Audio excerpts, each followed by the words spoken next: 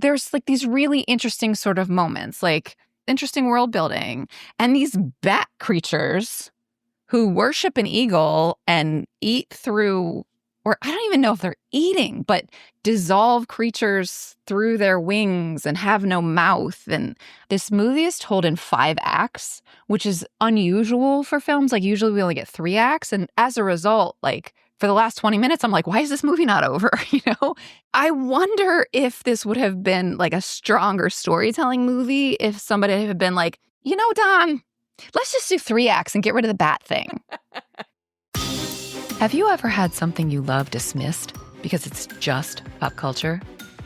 What others might deem stupid shit, you know matters. You know it's worth talking and thinking about. And so do we. So come overthink with us as we delve into our deep thoughts about stupid shit. This is Tracie Decker, and you're listening to Deep Thoughts About Stupid Shit, because pop culture is still culture, and shouldn't you know what's in your head? On today's episode, I will be sharing my deep thoughts about the 1982 film The Beastmaster with my sister, Emily Guy Birkin, and with you. Let's dive in. All right, Em, so I know you've seen this because we watched it together many times because it was on cable. In fact, in like researching this, I realized that HBO for a while stood for, hey, Beastmaster's on. So... So I know you've seen it, but what do you remember about the Beastmaster? Okay, I got 2 things. He reminded me of He-Man, because muscles, blonde hair. Tiger. Yeah. There's a lot of He-Man resonance. Yeah. So, and I, little baby Emily approved because I'm nothing if not consistent. And the ferrets. I remember was it 2 ferrets? I think it was 2 ferrets. Yeah. 2 ferrets. 2 ferrets. And they were kind of cool. And they were the reason why you were like, I would like ferrets. And then I remember learning that ferrets often died in like lazy boy recliners. Yeah, that's my recollection too. And so all of that is tied up in Beastmaster. And I kind of have a vague memory of the love interest being kind of sassy. Yeah. And that a little. That's about it. Yeah. This one's like real old and deep. So other than like trip down memory lane, tell me why we're talking about this today. I don't even know why I picked it, honestly. Like it was on the list because it was one of the ones that, again, was foundational. Like we watched it lots of times when we were kids because, hey, Beastmaster's on HBO. But I don't even know why right now. I don't have a good answer except that I was like, oh, we haven't done a sword and sorcery in a while. So sorry. But I am excited to talk about it because in rewatch, I'm realizing there were, well, for one, Marc Singer, who played Dar, the Beastmaster, was like, I kind of remember his voice too. Like there's something. Yeah. He was ripped. Boy. Like before ripped was cool. And there was a little bit of a sexual awakening for elementary school Tracie, I think. And probably lots of other people. I'll get into that a little bit.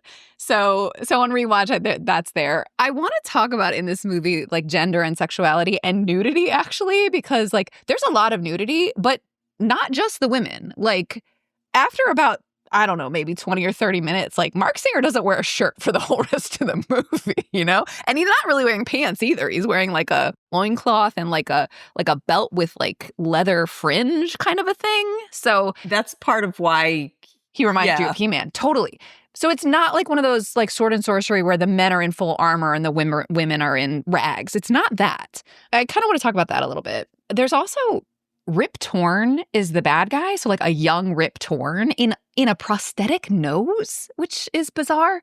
And that's kind of weird seeing him as a young man. Because in my head, he is Zed from Men in Black. And like, that's it. Yeah. So that was kind of cool. I feel like he sprang fully formed as a 50-year-old. Yeah. No, he didn't. He didn't. And this movie is proof.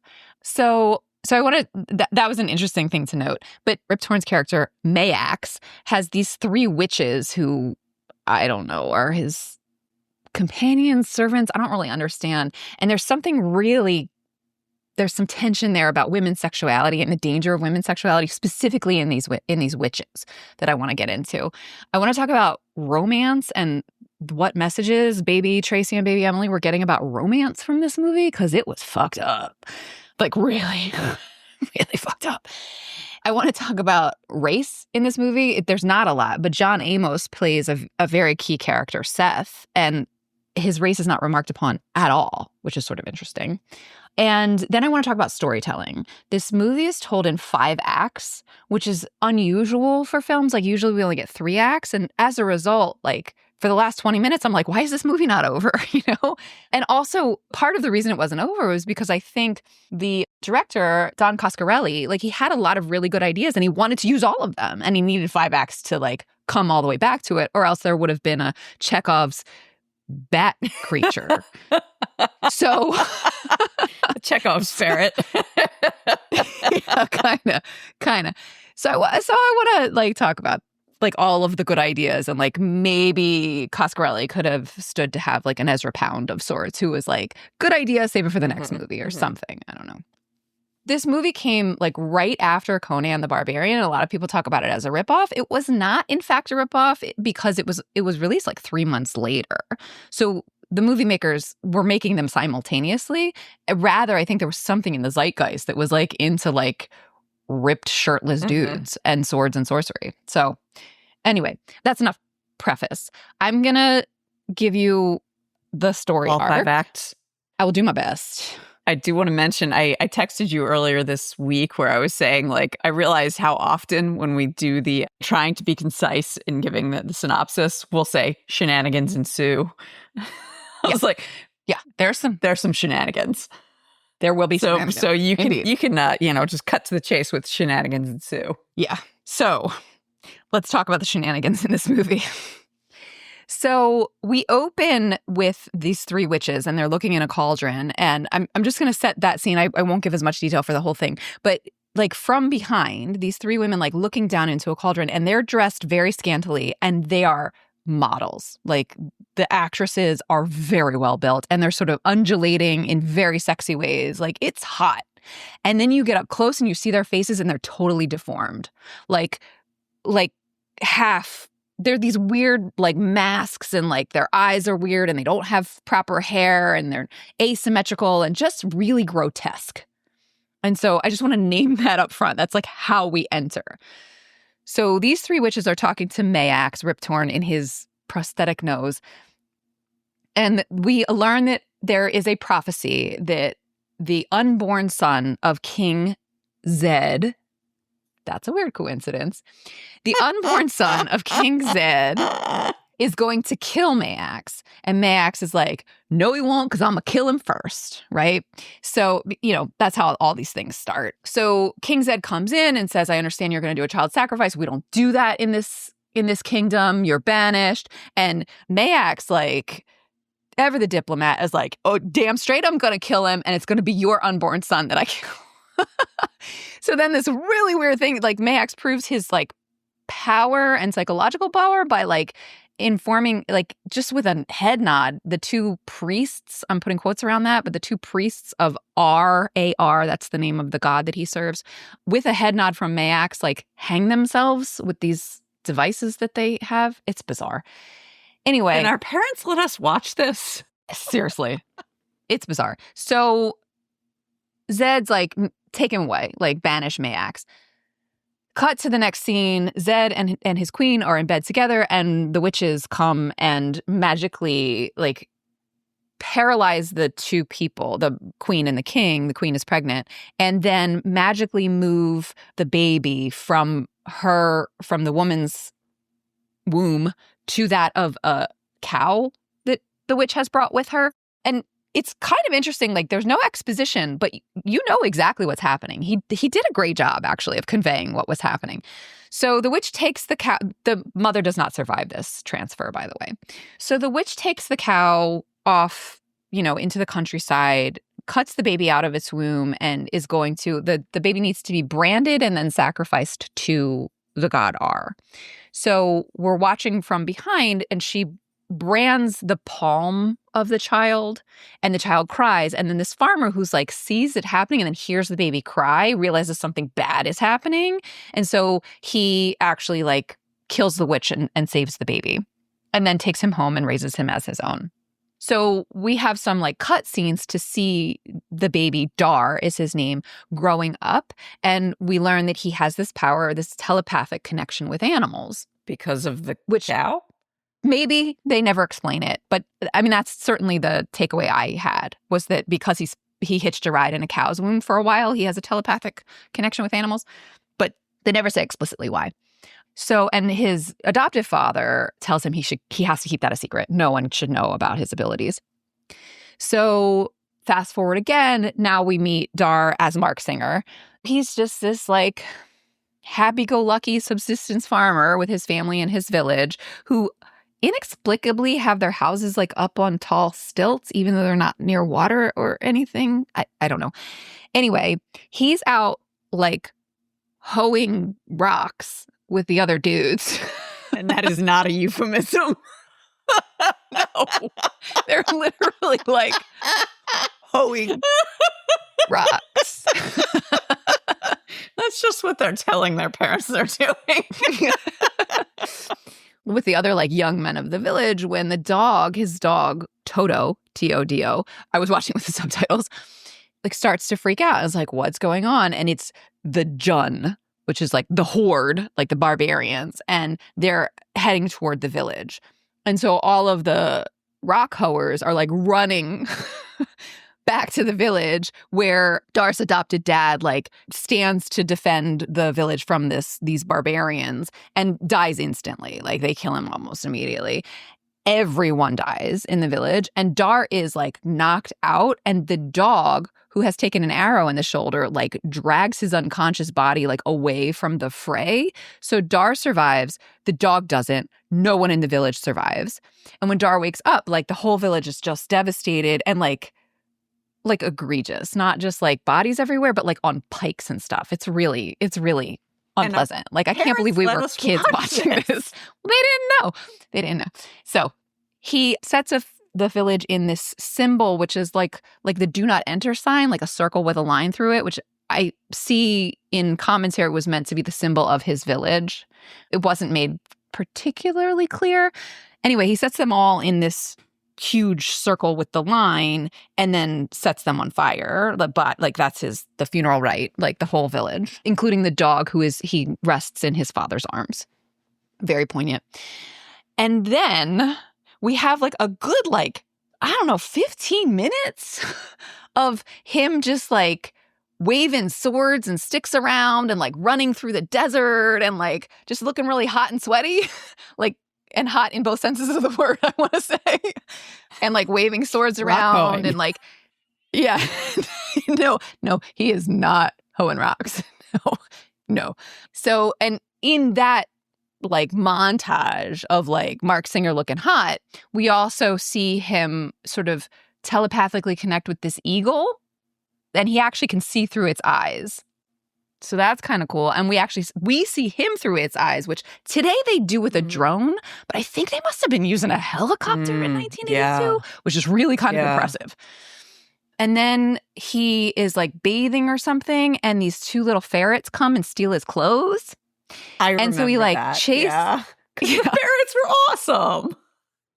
So he chases the ferrets to get his clothes back and lands in quicksand. And the ferrets save him, but then one of them falls in, so he saves it. And then he names them. They're Kodo and Podo. So we had the dog Toto who died. Now we have the ferrets Kodo and Podo. The eagle doesn't have a name. So Dar has a real great imagination. Well, so we keep going. He's still just sort of traveling, and then he senses, his spidey senses tingle, and he comes upon this, I think it's meant to be like a leopard. It's actually a tiger that's been dyed black that is like chained up, and these men are kind of like, I don't know, trying to kill it or torture it, or I don't know what they're doing to it, but he decides he's going to save the tiger, the cat, and the ferrets are going to help him. So he manages to chase off and or kill like 3 or 4 dudes who were harassing this big cat. And so now he's got a giant tiger thing that is his companion, who he names Rue, which the subtitles spelled R-U-H. But I think it's meant to be sort of like the sound, like the, kind of a sound that the tiger makes. I don't know for sure. Anyway, and he has this like very cheesy line like, I have my eyes, I have my thieves, and now I have my strength, or something like that. I don't know if the thieves is what he calls the ferrets, but it's something like that. It's really ridiculous. All right. Great line delivery there, Marc Singer. Yeah, he is a really good actor. And that is clearly why, just like Dad used to read Playboy for the articles, Singer was hired for his acting ability. That just impeccable line delivery. His timing. Yeah. So, oh man. So he meets, I'm going to get this out of order. It totally doesn't matter. He says he's going to Aruk, which is the kingdom where he was born, though he doesn't know it. Because somehow Mayax, the bad guy, the Riptorn character, is like affiliated, aligned with the Juns, the barbarians. It's very unclear how. Like maybe it's like a Herod sort of thing where he's just killing everyone. Like it's unclear. Because Mayax knows that the baby lived. Anyway, so he says he's going to try and find these priests of R, and then he ends up in this weird, like he follows these like lights that are in these trees, and he ends up, then there's like a person like strung up in a cage. He lets the guy out of the cage, and the guy is immediately like enveloped in this creature that's like a man with no mouth and like bat wings, and he envelops him in the bat wings and somehow like digests him, leaving only bones. And there's a ton of these guys, like 20 of them. Like Dar is not going to survive this. But just then his eagle comes in and lands on his arm. Like the eagle comes and like is like, hey dude, what's up? And lands on his arm. And turns out the bat wings like worship a god that's like an eagle god, which they make plain when the eagle lands on the god idol. And so the bat dudes are like, oh, you're cool, except they don't speak because they don't have mouths. The way they say, oh, you're cool, is that they put this like necklace with a pendant that's an eagle shape like on his sword, and then he escapes. Remember the bat dudes and the fact that they like because it's Chekhov's bat dude. It's Chekhov's bat dude. Okay, so then he meets Seth and Tal. So there's a priest of R who they know the unborn kid is now an adult and he's out there and he's coming from Mayax. And so they found him, and the priest is like, there's a ring with an eye in it, which I remembered. I don't know if you remember that thing, but there's a ring with an eye in it that allows Mayax to see what's happening at a distance. And so this priest of R like tries to kill Dar, and Dar manages to like chase him off or whatever. There are two of them, and the other one like somehow ends up being chased by Rue, the cat, and the cat falls into a trap, like a pit that's been dug and covered over, and the priest is gonna kill the cat. But Seth and Tal, John Amos, and a young man called Joshua Milrad, who was like maybe 13 at the time, they interrupt this cat killing, and actually the priest ends up in the pit with Rue, who dispatches him. So then Dar like rushes up to try and help his cat friend and finds Seth and Tal, and there's like this little bit of a standoff, but then Dar looks in the pit, realizes what happened, and says, I'm indebted to you. And then the three of them help Rue get out of the pit, and they decide to travel together. We eventually learn that Seth, John Amos, is the former captain of the guard for King Zed and is now protecting Zed's son, Tal, the prince, who presumably is the half-brother of Dar. And, I totally skipped a part because, so he's a half-brother of Dar, which we don't know yet. We also learned that a so-called slave girl that Dar has met is Tal's cousin. So I skipped that part, but it's very important, so I'm going to tell you now. Dar comes upon two women bathing in a pool with a waterfall, and it's totally gratuitous boobies, from both of these women. Tanya Roberts is the actress who plays the love interest, Kiri. Dar sends the ferrets to go steal her clothes, the way that they stole his. So she comes out and she starts chasing them, and she had this weird, she covers her breast, is what I'm trying to say. And so she's chasing the ferrets to try and get her clothes back, and then she comes upon Rue, the black tiger, who's threatening her. Dar comes in and is like, stand back, and you have to show him who's boss, and saves her, putting quotes around that, from the fierce beast of the tiger, and then says, you owe me your life. but I'll take this as payment instead, and forcibly kisses Oh, And I'm watching going, oh no, like assault much? that's why we choose the tiger. Anyway, totally, right? So, well, Kiri's like a badass, and she flips him and like has her hand on his throat and is like, who are you? You know? And he says his name and whatever. And then it somehow becomes clear she's a slave. She's got these like welts on her back from having been whipped. And he's like, you need to fight back. She's like, you don't know me. Mansplain much? What choice do I have? You know? So we learn she's a slave to the priests of Ar. And somehow she drops this necklace, which is like a bunch of medallions all strung together. So now back to where I was in the story, he's with Tal and Seth and talking about like he's also going to Aruk because he wants to fight Mayax. Because Mayax somehow controls the people who killed his family.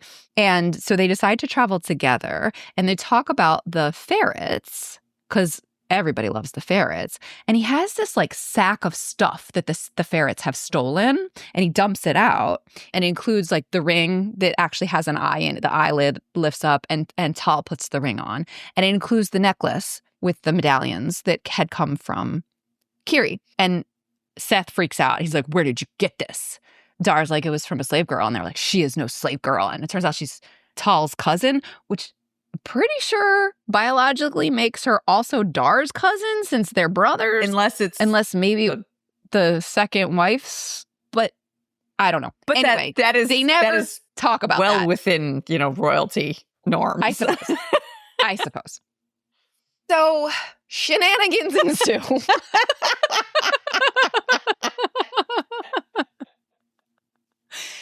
The three guys, like, they travel together. They end up back at Uruk. There's a child sacrifice happening, which Dar interrupts by sending the eagle to go snatch the child out of, like, they drop the child down into, like, there's a giant pyramid with flames at the bottom, and they drop the kid down in. As in, like, baby?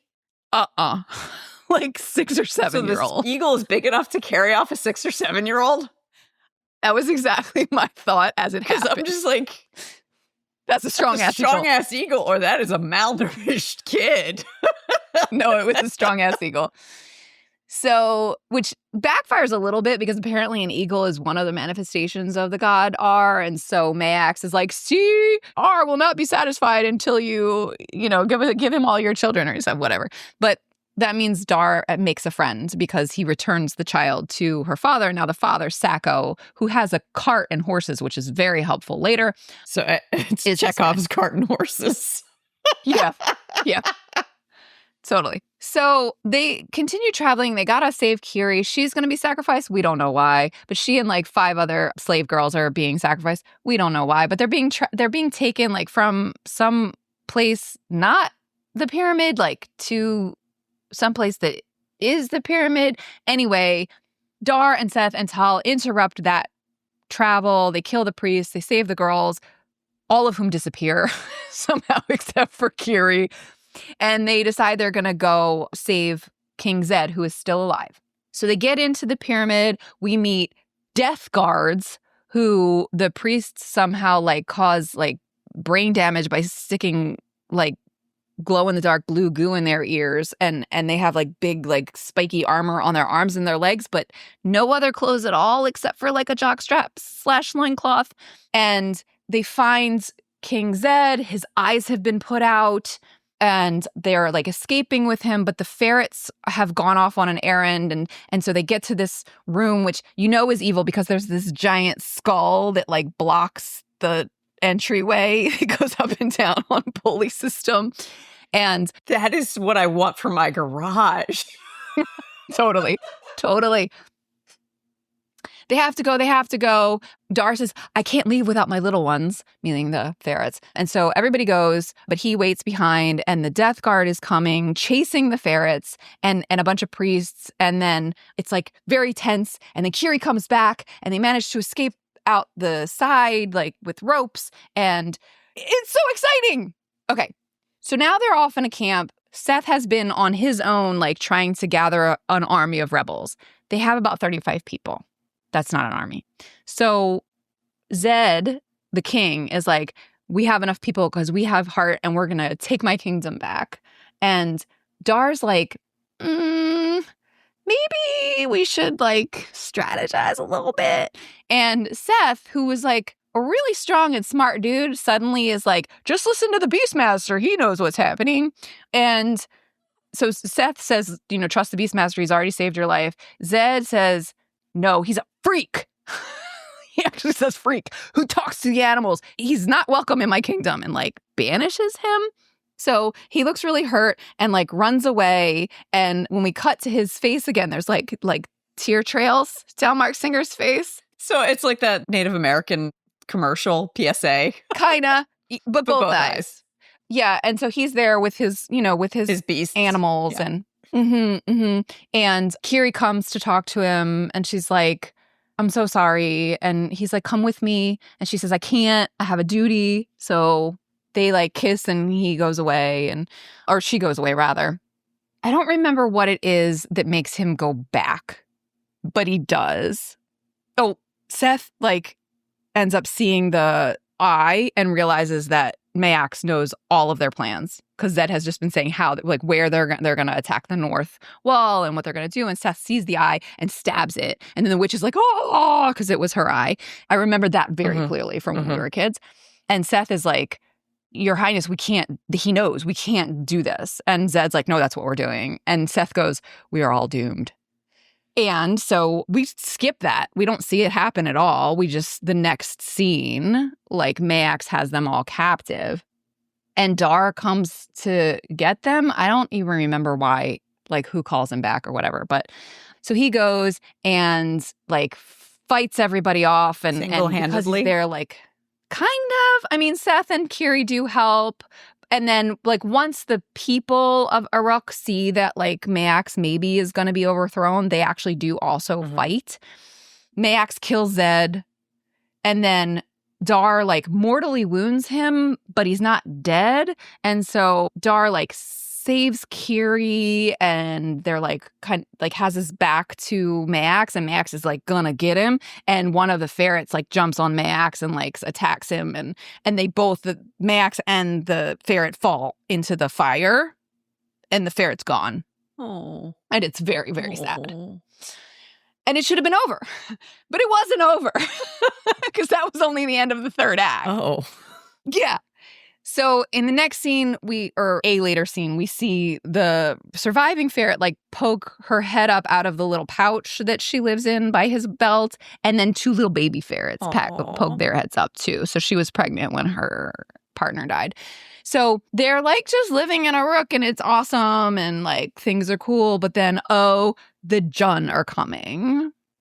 I don't know. So they like, the whole town like gets together. They have this moat of like tar. So they cover it with dirt so it looks like it's solid. And the Jun come, and they look like something out of like a medieval Mad Max with these like full face masks with like bat wings on them and stuff. And it's badass. They come on their horses and they like fall into the tar, which apparently has some acidic, I don't know. Anyway, like they're fighting back, and there's fighting back and forth, and it's really crazy, and the portcullis comes down, but like Dar and Seth and Tal jump on the other side, and then finally they manage to like light the moat on fire, and it's an explosion. And I'm like, why didn't you just use a flaming arrow from inside? But the Jun, there's just so many of them that they manage to sort of overwhelm, because everybody is inside the gated town except for Seth, Dar, Tal, and I think Kiri. And so they're kind of like in this like kill circle almost.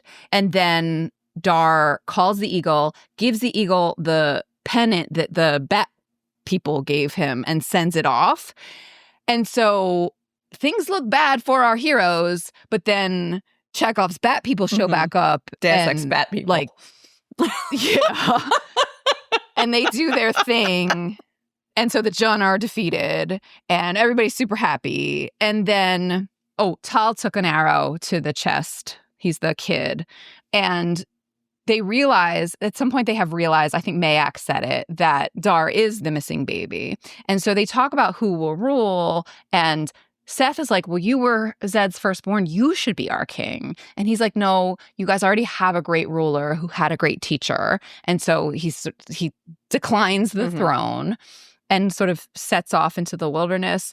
And the final scene, Kiri has followed him. And they're like up on this like butte, like kissing with the tiger right next to them. Took an arrow, but he was okay. He survives. Okay. He survives. Yeah, he survives.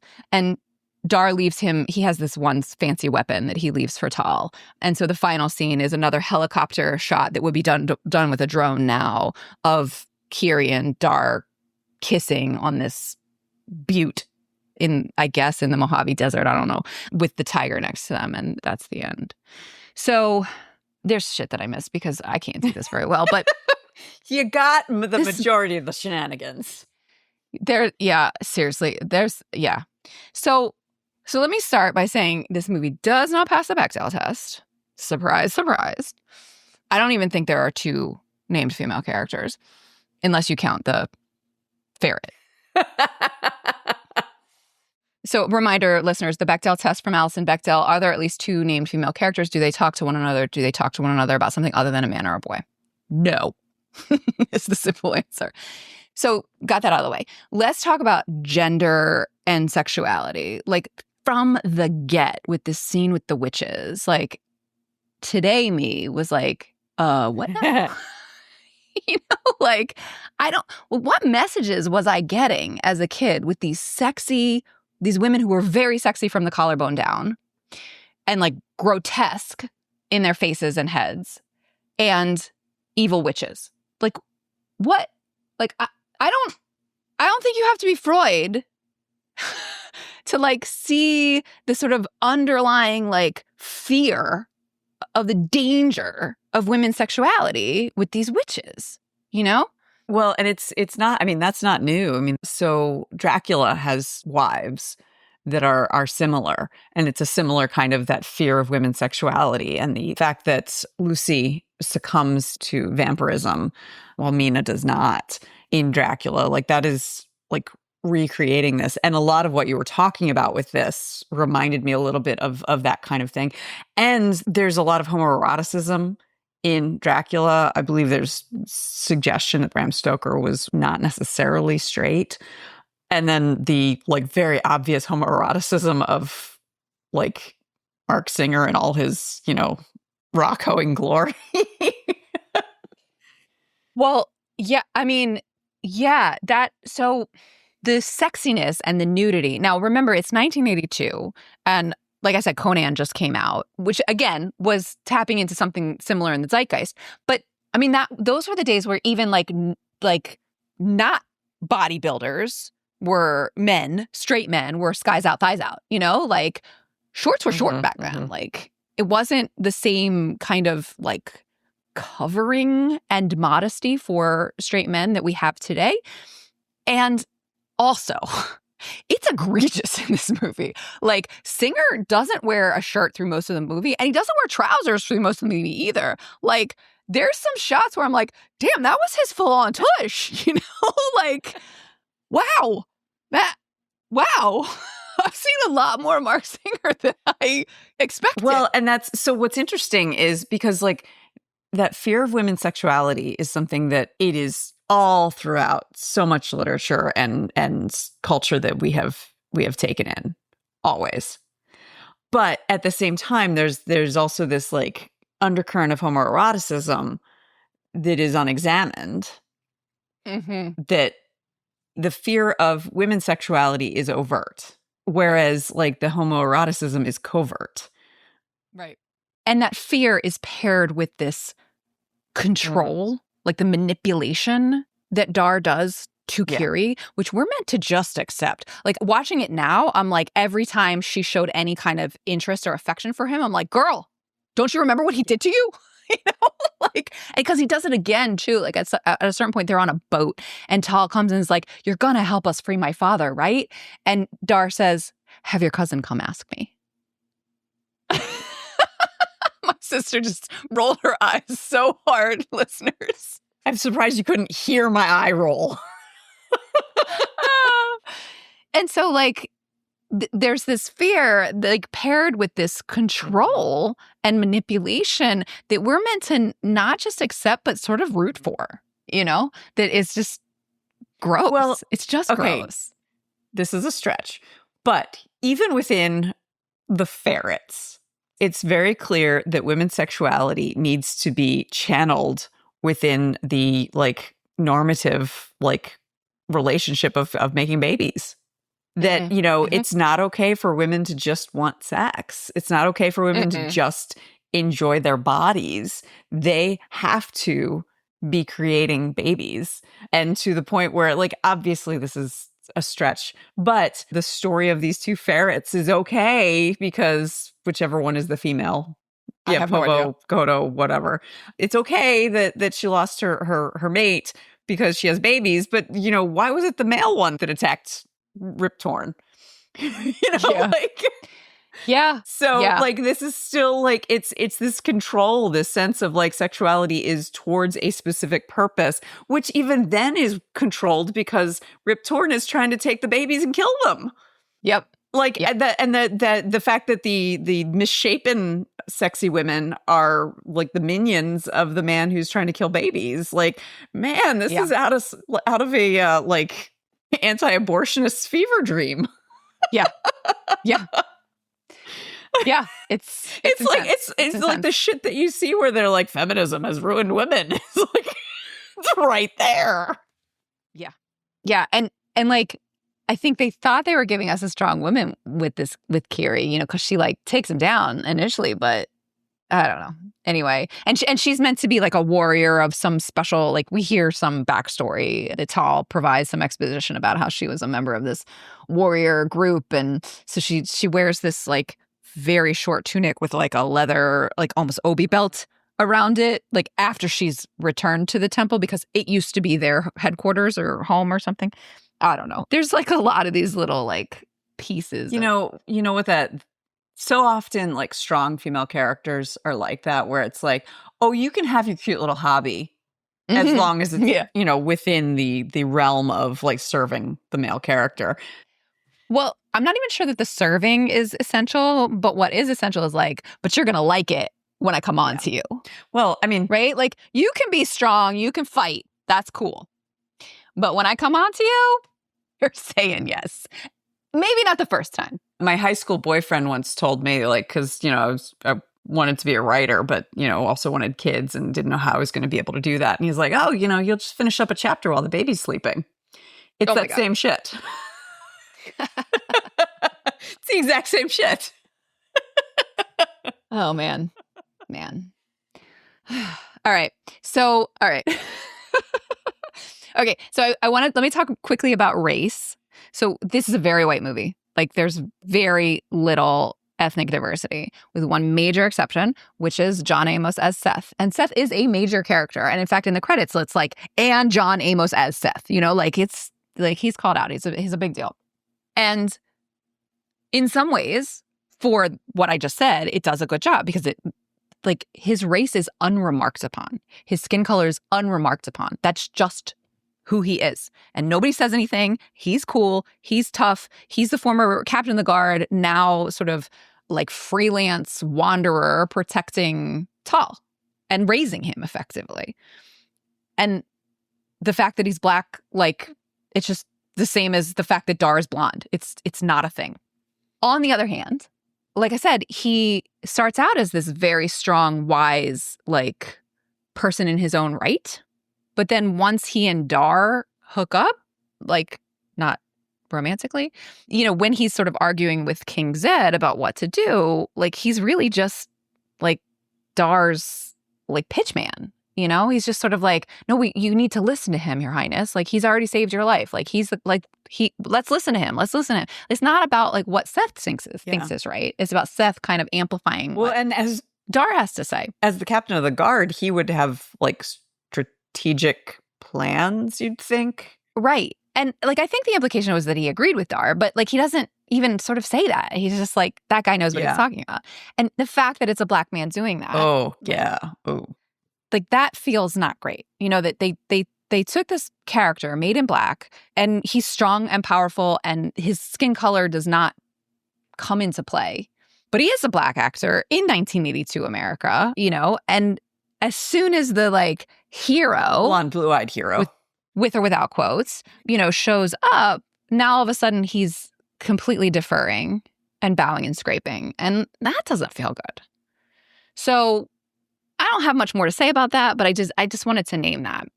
And while we're talking about race and ethnicity, I know this wasn't on purpose, but I can't help notice Rip Torn's wearing a prosthetic nose. And according to the commentary that I saw, that was Rip Torn's idea. He wanted to play it like a turkey vulture. I'm putting quotes around that. Apparently that's what Torn said to the director. It was from him. But he's wearing a prosthetic nose to have a beak and then sacrificing children. And I can't help, and there's nothing else about it that makes it seem the Jewish. The hordes are, what was their name? The Juns. Yeah, I cannot help but see some resonance with blood libel. Even the fact that it was done in sort of a religious way, and I don't know, I'm sure it wasn't intentional. But again, it's one of those things like the dangerous female sexuality that's so woven through that I think it, giving him a hooked nose, the child sacrificer, it came from somewhere.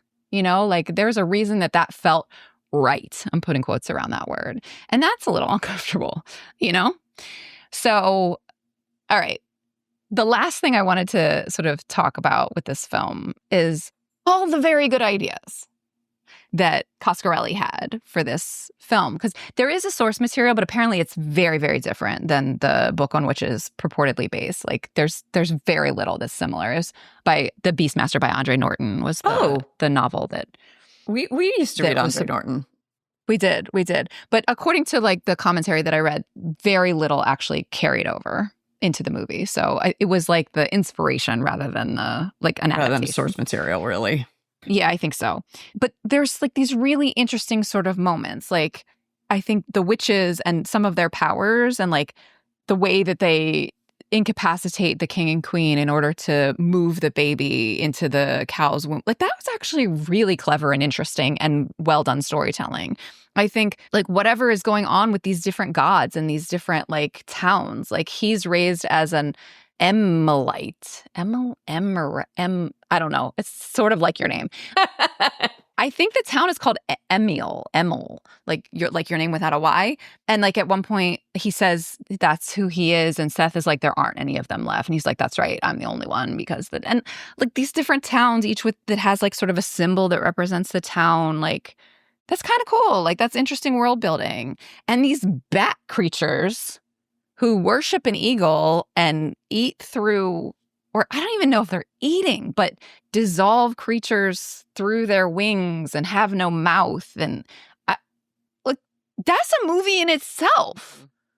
But in this movie, it's a total screen time of maybe 7 minutes. And I wonder if this would have been a stronger storytelling movie if somebody had been Don, let's just do 3 acts and get rid of the bat thing. Yeah. It's really interesting the way that what I'm thinking about right now is the way that we as audiences are trained to know what to expect and what satisfaction we get when our expectations are met.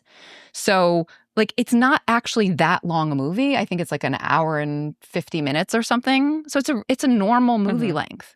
But for the last 20 minutes, I was why is this not over? So it's not actually about how long it was. This is not a Titanic situation where it's actually actual a lot of time and you have to pee 3 times.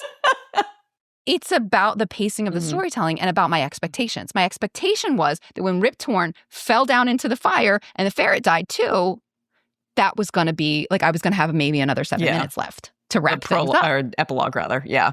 Some sort of epilogue. Yeah. Where, Dar gets the girl and turns down the throne and then it's over. And instead I had this whole after Mayax and this huge battle with the Jun and the return of the Bat people. And those things weren't bad. But because I wasn't expecting them, I kind of resented them. Yeah. And I think that's a really interesting dynamic that I'm not sure I'm aware of. Mm-hmm. I know when I'm satisfied by a story, but I'm not sure that I'm aware of like sort of what it is that this, like him choosing to do 5 acts instead of 3 kind of is like pointing out to me in this moment. So, but he needed 5 acts because those bat creatures had to come back. He could have easily, like, well, not easily. I haven't, it's been so long since I've seen it, but it's been 40 years. But couldn't he have put the bat creatures like as they're fighting their way into? Anyway, who knows? But, or he could have made it a trilogy. I mean, they don't actually advance the plot. Okay. I don't know. It's interesting. They're necessary at the end in Act 5 in order to sort of be the Deus Ex Batman, but I can kind of see where the June being something that hasn't been tied up, because they are these hordes that aren't. They're still not. Yes. And they're still not tied up. It is like, it's tied up insofar as like they've been defeated, but like we never understand what their motivation is. Because they're not, it's not like they're conquering and then living on the land. It's not like they're just destroying. Mayhem. They're just chaos. They're Reavers. And they're Reavers. They are Reavers, absolutely. And it's unclear like what Mayax's connection to them is. It's unclear how, like, they say that Mayax controls them, and if we defeat him, then they're going to come because they'll be, but it's the actual motivation is never explained. One last thing before I sort of wrap up. The other thing when I'm talking about resonances, like the hooked nose, it is odd to me. These priests of R, they're dressed in sort of red robes with shaved heads. And they definitely, like, not resemble like you would mistake them for, but sort of are resonant with, like, Buddhist monks or priests. They're not Asian. They're all white people. But there's something there that feels a little bit unpleasant as well, like along with the sort of blood libel resonance that I don't know what to do with. I mean, they're just sort of exotic, I think, and fanatic.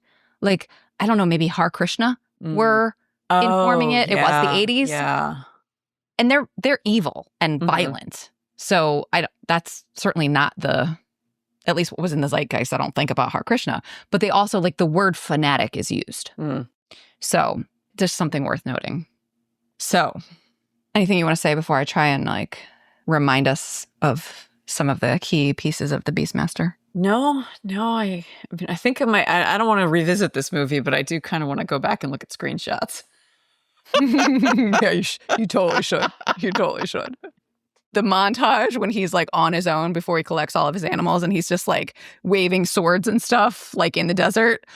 Well, yeah, you should watch it. All right, so I have my marching orders. So this film, The Beastmaster, which is how HBO got its name apparently. Hey, Beastmaster's on. Which came out in 1982. I have a feeling we were watching it on cable in like 83 or 84. And this film does not pass the Bechdel test. And in fact, like, falls into some pretty gross tropes, including the sort of dangerous female sexuality with the grotesque faces and very sexy bodies of the witches, which you named is also quite old. And we saw it in Bram Stoker. So there's, as you named, overt fear of women's sexuality with these witches. And then there's a lot of covert homosexuality with the scantily clad men, not just Marc Singer as Dar. Like John Amos, we see a lot of his flesh. I'm not complaining. So nudity is a thing in this movie, not just, and we do get gratuitous booby shots with Tanya Roberts and her bathing companions. Kiri and another slave girl are bathing when we first meet them, and they are topless, both of them. So we get a lot of gratuitous nudity. I saw Marc Singer's whole tush. I saw Tanya Roberts' whole tush. I saw Tanya Roberts' boobies. Like, there's a lot of nudity, which I guess was what we were into in the 80s, you know, skies out, thighs out. So let's see. I also named that there's some really messed up romance stuff because we see Dar manipulate Kiri into believing that he has saved her and then demands payment from her in the form of a kiss, which he just forcibly executes. Like, he just assaults her effectively. So gross. And she, you know, she fights back, but then succumbs to the influence, the manipulation, because eventually she falls in love with him, I guess. There's some really good acting from all of these actors. It's just like, They really deliver those lines. I mean, like Marc Singer like doesn't change his tone or affect throughout. So is what it is. I named that there's some interesting stuff around race. So we've got John Amos's Seth as the only non-white character in the whole thing, and that's not remarked upon, which is kind of cool. But at the same time, then as soon as Dar Williams, as soon as Dar shows up, Marc Singer's Dar shows up and kind of becomes a comrade of Seth's, Seth is completely like, he defers to Dar, Seth defers to Dar, which doesn't feel great since the only Black character kind of has his authority, like chooses to subsume his authority to this blonde-haired, blue-eyed white dude. Also, Rip Torn in a prosthetic nose, sacrificing children has uncomfortable resonance with blood libel. And these priests of R with their shaven heads and their fanaticism has uncomfortable resonances with perhaps Hare Krishna or perhaps Buddhist monks or priests. I also named the storytelling in this, like, and the expectations of the viewer, and the fact that, like, I really expected it to be over after the third act, and so the fourth and fifth act felt like ponderously long, even though they were quite active. Like, that's what's curious about it, is the pacing feels slow. It wasn't. Like, shit was happening in acts 4 and 5. I just was like, why is this not over yet? So that was kind of interesting. And also, like, there were a lot of, like, good ideas and like interesting moments of world building that didn't have sufficient space and maybe would have benefited from being like one or more of them being removed, so that the ones that stayed could have like expanded and had a little bit more breathing room. So those were the things that I remember. You mentioned that we kind of got a sense of a strong female character in Kiri, in that she's like this awesome fighter, but it's this like, you are a strong female character, but you're still going to fall in love with the man. And so like, right, whatever it is that you're strong at, it has to fit within the man's narrative. Right. Right. Yeah. And then also like in the same way that your sexuality has to be in service of procreation and not just because, you know, it's fun. Right. And that piece too, like as a viewer today, I'm like, every time she showed interest in him after that first meeting, I'm like, girl, no, back off. Don't you remember? You can do so much better. That was certainly not what I was thinking in the 80s. Yeah. That was certainly not. Well, I actually am glad that I rewatched it. It was kind of fun to like remember and be surprised and all the things. And yeah, Marc Singer looked great in 1982. He really did. So, I mean, Tanya Roberts did too. And Seth, John Amos. Yeah. So, you know, there's beautiful people in this movie. We like beautiful people here at Deep Thoughts. I really do. We really do. So, what's you bringing me next week? I am bringing you my deep thoughts on the Shawshank Redemption. Oh, wow. Yeah. It's a little deeper. Yeah, that's a very different vibe. Well, I'll look forward to hearing it then. See you then. This show is a labor of love, but that doesn't make it free to produce. If you enjoy it even half as much as we do, please consider helping to keep us overthinking. You can support us at our Patreon. There's a link in the show notes. Or leave a positive review so others can find us. And of course, share the show with your people. Thanks for listening. Our theme music is Professor Umlaut by Kevin MacLeod from Incompetech.com. Find full music credits in the show notes. Thank you to Resonate Recordings for editing today's episode. Until next time, remember, pop culture is still culture. And shouldn't you know what's in your head?